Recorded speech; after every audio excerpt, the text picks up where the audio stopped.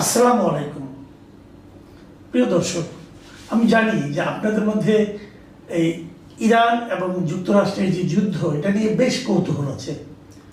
অনেকেই আমাকে ব্যক্তিগতভাবে বলেছেন যে এই যুদ্ধের আপডেট নিয়ে, এই যুদ্ধের বিভিন্ন দিক নিয়ে যেন আমি মাঝে মাঝে একটু একটু কথা বলার চেষ্টা করি। আসলে নতুন করে বলার কিছু নেই, এগুলো সবই আপনারা জানেন। বিভিন্ন পত্রপত্রিকায় যুদ্ধ নিয়ে অনেক কথা হয়, কিন্তু আমাদের এই আলোচনা সেটা হলো অনেকটা আপনাদের সঙ্গে মত বিনিময়। মানে আপনারা যা ভাবেন আমিও ঠিক সেরকমই ভাবি, এই ভাবনাগুলো পরস্পরের সঙ্গে একটু বিনিময় করা। এই জন্যই আজকে আবার নতুন করে আলোচনা করছি। আজকে আলোচনার শুরুতেই একটা কথা আমার মনে হচ্ছে, আমার ধারণা আপনাদেরও মনে হচ্ছে, সেটা হলো ট্রাম্প কি আসলেই পাগল? এই লোকটার কোনো লজ্জা সরম বলতে কিছু নাই।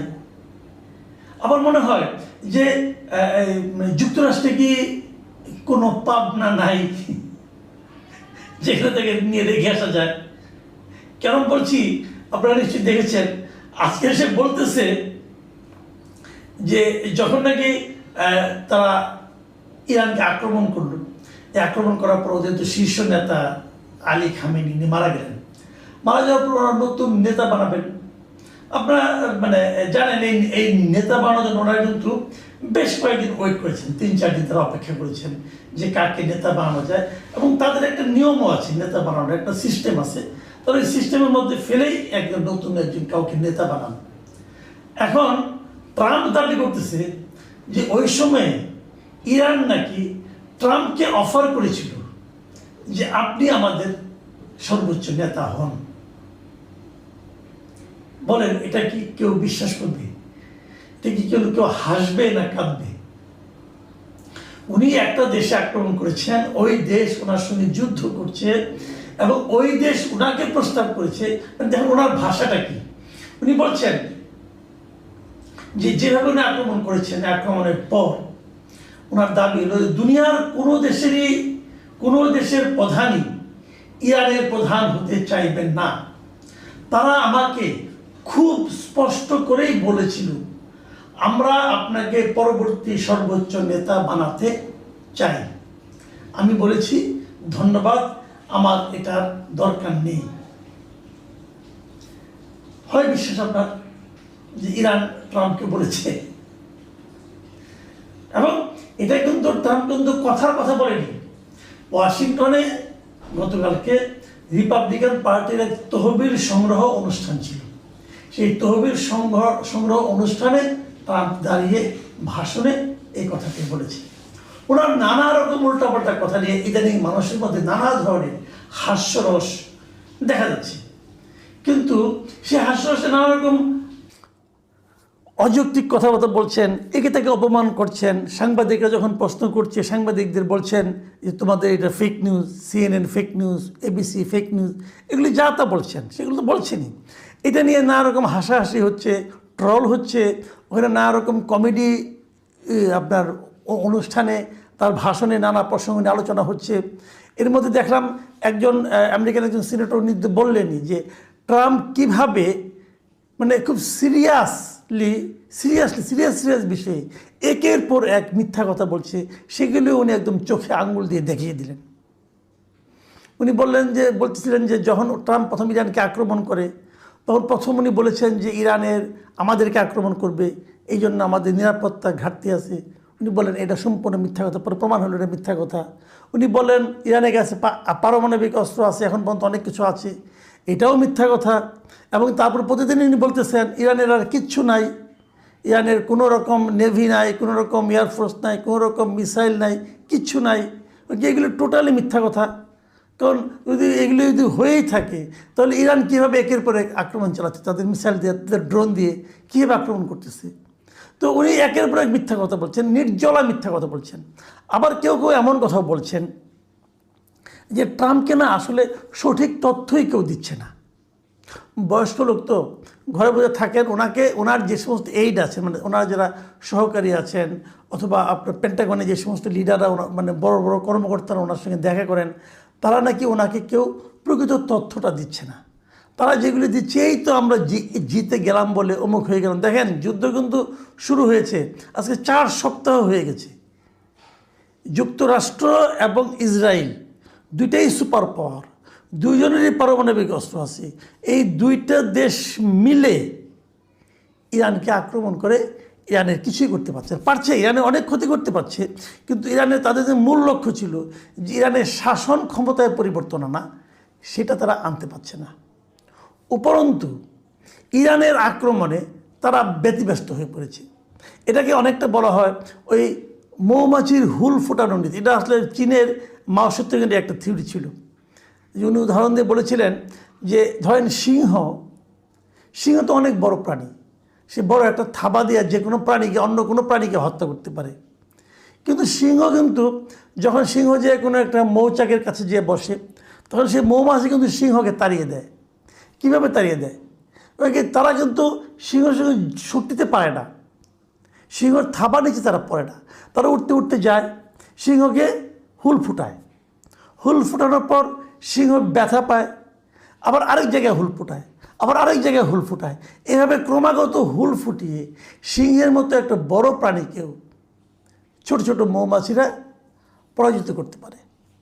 এখন ইরানের সঙ্গে যুক্তরাষ্ট্রের এই যে যুদ্ধ, যেটাকে আমি শুরু থেকেই একটা অসম যুদ্ধ বলছি, কিন্তু এটাতে যুক্তরাষ্ট্র পেরে উঠছে না ওই মৌমাছি এবং সিংহের হুল ফুটানোর যে পদ্ধতি, রণকৌশল, তার কারণে। যুক্তরাষ্ট্র ইরানকে আক্রমণ করছে, বিমান দিয়ে বোমা ফলাচ্ছে, মর্টার মারছে, শেল মারছে। এ পর্যন্ত প্রায় 7,000 আক্রমণ নাকি ইরানের ওপর হয়েছে। ভাবুন একবার কত বড় ক্ষতি হয়েছে। এখন তো বেপরোয়া হয়ে গেছে, এখন তো তারা কোনো নিয়ম নীতি মানছে না, বেসামরিক স্থাপনাতেও বোমা মারছে এবং আক্রমণ করছে, মর্টার সেলের আঘাত চলছে। কিন্তু তারপরেও তারা ইরানের শাসন ক্ষমতার কোনো পরিবর্তন আনতে পারে নাই। এবং পৃথিবীর কোনো দেশকে যদি আপনি জয় করতে চান, সেখানে কিন্তু আপনার স্থল বাহিনী আগে যেতে হবে। এটা যুদ্ধ রণনীতিতে বলাও হয়, একটা দেশকে তুমি জয় করতে পারবে তখন, জয়ের শুরুটা হবে তখন যখন তার ভূমিতে তোমার সৈন্যের বুটের পা পড়বে, তখন থেকে তোমার জয় শুরু হবে। তো ইরানে আপনি যুক্তরাষ্ট্রের অথবা ইসরায়েলের সেনার বুটের পা পড়া সম্ভব না, পড়েনি এখন পর্যন্ত, এটা পড়তে পারবেও না। এখন আর শাসন ক্ষমতা পরিবর্তনের কথা আমেরিকা ভাবছে না। আমেরিকার এখন একমাত্র ধ্যান জ্ঞান হলো গিয়ে হরমুজ প্রণালীকে মুক্ত করা। আপনারা জানেন হরমুজ প্রণালী একটা ছোট্ট প্রণালীর মতো, সেটি ইরানের পাশ দিয়ে গিয়েছে, যেটাকে ওমান সাগরের সঙ্গে পারস্য সাগরের একটা সংযোগ ঘটিয়েছে। সেই প্রণালীতে সমস্ত তেলবাহী জাহাজের 20% জাহাজ ওই পথ দিয়ে আসে। ইরান প্রথমে এটা বন্ধ করে দিয়েছিল, তারপরে তারা বলছে যে সমস্ত দেশকে আমরা আমাদের মিত্র মনে করি তাদের জাহাজকে আমরা ওখান দিয়ে যেতে দেব। এবং খুব আপনার সুখবরের মধ্যে একটা হলো, সেই ওনারা এই আজকেও দেখলাম ওনারা 5টা দেশের নাম বলেছেন যে এই 5টা দেশকে আমরা যেতে দেব। এবং এই 5টা দেশের মধ্যে বাংলাদেশ আছে, ভারতও আছে, পাকিস্তান আছে, চীন আছে, রাশিয়া আছে, এগুলো আছে। তো কিন্তু তারা আমেরিকা কিংবা আমেরিকার মিত্র যারা আছেন, ইসরায়েল তার মিত্র যারা আছেন, তাদেরকে ওই হরমুজ প্রণালীতে যেতে দেবে না।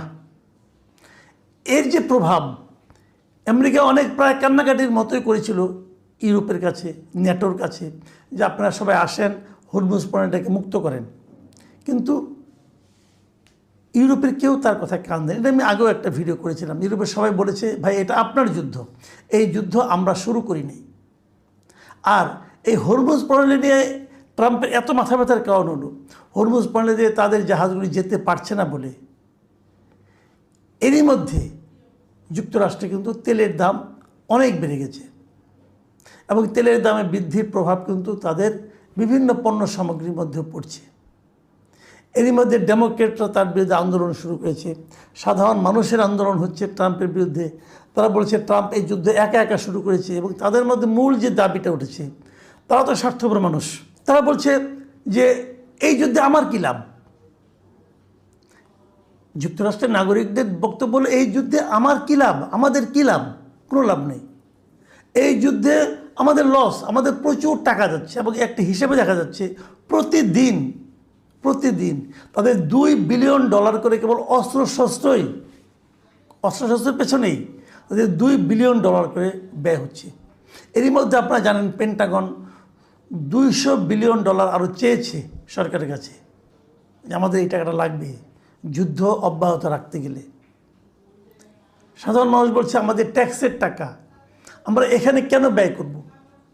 আর এই ট্রাম্প নির্বাচনের আগে বলেছিল উনি কোনো যুদ্ধে যাবেন না, কোনো যুদ্ধে জড়াবেন না, মানুষকে দ্রব্যমূল্য কমাবেন, এবং ওনার আমলে সবচেয়ে বেশি দ্রব্যমূল্য হয়ে যাচ্ছে, এবং ওনার আমলে সবচেয়ে বেশি যুদ্ধে যুক্তরাষ্ট্র জড়িয়ে যাচ্ছে। এবং যুক্তরাষ্ট্রের বক্তব্য হলো, জনগণের বক্তব্য হলো, এই যুদ্ধের মাধ্যমে যদি কারো লাভের সম্ভাবনা থাকে সেটা হলো ইসরায়েলের লাভের সম্ভাবনা, আর কারো লাভের সম্ভাবনা নাই। এবং ইসরায়েলের ভেতরেও কিন্তু নেতানিয়াহুর বিরুদ্ধে সাধারণ মানুষরা ফুঁসে উঠছে। অনেক শহরে ওই দিন একটা শহরের মেয়রকে দেখলাম, সে চিৎকার করে বলছে এবং সে কান্না করছিল, এই যে নেতানিয়াহুর কারণে আমাদের আজকে এই অবস্থা, এই যুদ্ধে আমাদের জড়িয়ে কী লাভ, আমরা তো এই যুদ্ধ চাইনি। এখন দাঙ্গাবাজ যুদ্ধবাজ দুজন নেতানিয়াহু এবং ট্রাম্প এগুলি করছে। এবং ট্রাম্পের আচরণের মধ্যে ক্রমাগত আমি যেন দেখতে পাচ্ছি, আগেও উনি অসংলগ্ন অনেক কাজ করতেন, এখন ওনার অসংলগ্নতা যেন আরও বেড়ে গেছে, অনেকটা পাগলামির পর্যায়ে উপনীত হয়েছে।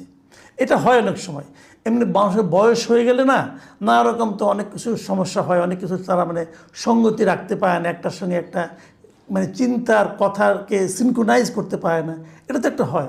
কিন্তু তারপরে যখন সে ক্রমাগত হতাশায় লিপ্ত হতে থাকে, যখন ক্রমাগত সে কোনো হিসেব মিলাতে না পারে, তখন সে অসংলগ্নতা আরও বেড়ে যায়।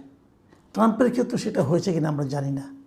তবে আমি মনে করি এই মুহূর্তে সবচেয়ে বেশি ভূমিকা রাখা উচিত যুক্তরাষ্ট্রের জনগণের, নাগরিকদের। তারাই কেবল পারে এই পাগলকে ঠেকাতে। তা না হলে এমন পাগলামিপূর্ণ কথাবার্তা বলার পর তাকে আসলে বাইরে তো ঘোরাফেরা করতে দেয়, ঠিক না। যাই হোক, আমরা ছোট দেশের ছোট মানুষ, এগুলো হয়তো আমাদের মুখে মানায় না। কিন্তু আপনি বলেন, যদি আপনার দেশের রাষ্ট্রপতি বলে যে আমাকে অমুক দেশ তার নেতা হতে বলেছিল, আমি বলেছি থ্যাংক ইউ, আমি যাব না, আপনি কী ভাববেন বলেন? যুক্তরাষ্ট্রে কি সেন্সিবল লোকজন নাই? তারা কী ভাবে যে এর ধরনের একটা উন্মাদ লোককে তাদের মাথার উপরে বসিয়ে রাখে, এবং তার হাতে বিশাল ক্ষমতা, সে চাইলে যে কোনো জায়গায় যে কোনো সময় পারমাণবিক বোমা পর্যন্ত নিক্ষেপ করতে পারে। এরকম একটা অপ্রকৃতস্থ লোকের হাতে এত বড় ক্ষমতা, এত বড় বোতামটা টিপে দেওয়ার ক্ষমতা রাখাটা কতটা নিরাপদে সারা দুনিয়ার জন্য, এটা কিন্তু তাদের একবার ভাবা উচিত। প্রিয় দর্শক, এখন এ পর্যন্তই।